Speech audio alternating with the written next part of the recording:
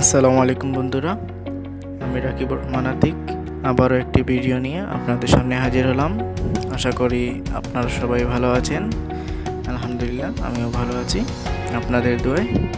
প্রিয় বন্ধুরা, আপনারা অনেকেই ভিডিও দেখে কমেন্ট করে থাকেন, পুরো ভিডিও না দেখে কমেন্ট করে ফেলেন, যার কারণে কমেন্টগুলো শো করে না, কমেন্টগুলো স্প্যাম হয়ে যায়।